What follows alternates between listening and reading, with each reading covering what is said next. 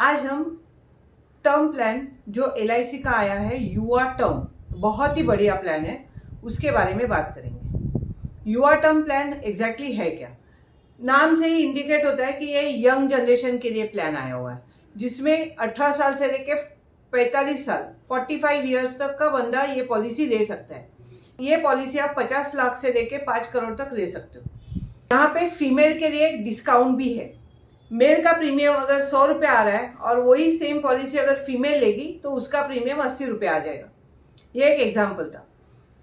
अभी term plan basically क्या होता है कि टर्म प्लान आप जब भी लेते हो तभी आपका प्रीमियम ये टर्म के ऊपर डिपेंड रहता है और आपके एज के ऊपर डिपेंड रहता है।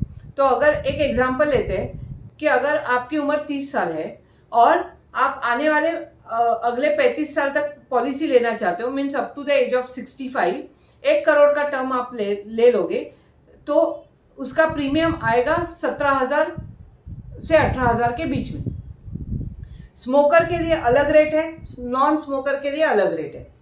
अभी कैसा है कि इसमें आपके पास ऑप्शंस है। प्रीमियम पे आप ईयरली कर सकते हो या हाफ ईयरली कर सकते हो, मंथली का कोई ऑप्शन नहीं है।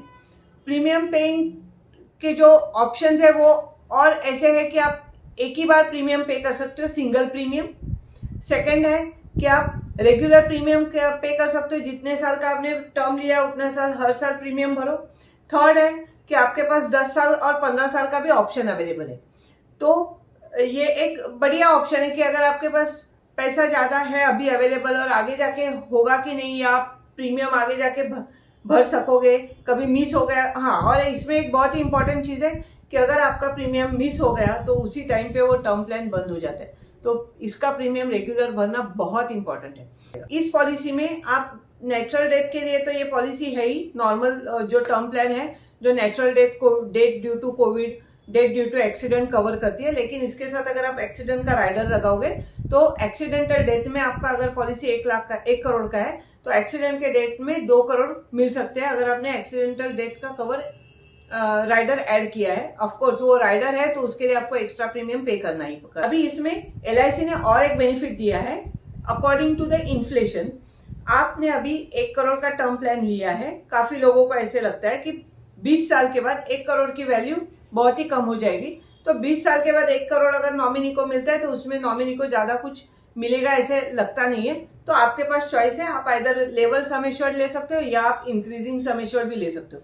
इंक्रीजिंग सम एश्योर्ड में क्या होगा, आपने पॉलिसी 1 करोड़ की ली हुई है, अगर आप इंक्रीजिंग सम एश्योर्ड लेते हो तो उसमें पहले 5 साल पॉलिसी का सम एश्योर्ड 1 करोड़ ही रहेगा।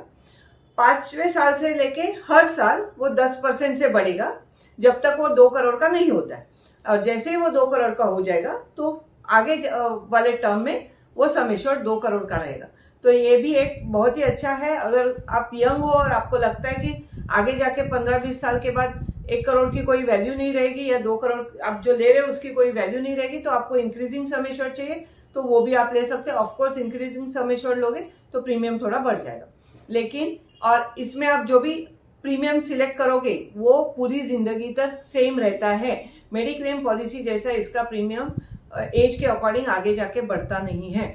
और ये आप अगर पॉलिसी लोगे तो आपका सेक्शन 80C का जो टैक्स का बेनिफिट है वो उसके लिए भी आप इसका प्रीमियम अप्लाई कर सकते हो। इसमें टैक्स एग्जेम्पशन मिलता है।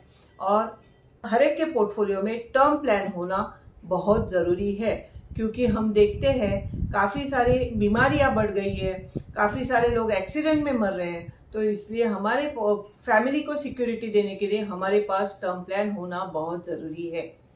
ऐसे ही कोई जानकारी आप लेना चाहते हो या आपके एज के अकॉर्डिंग अगर आपको प्रीमियम जानना है तो प्लीज़ मुझे कमेंट सेक्शन में कमेंट करना। मेरा ये वीडियो अगर आपको अच्छा लगा तो लाइक, शेयर और सब्सक्राइब करने के लिए भूलना नहीं।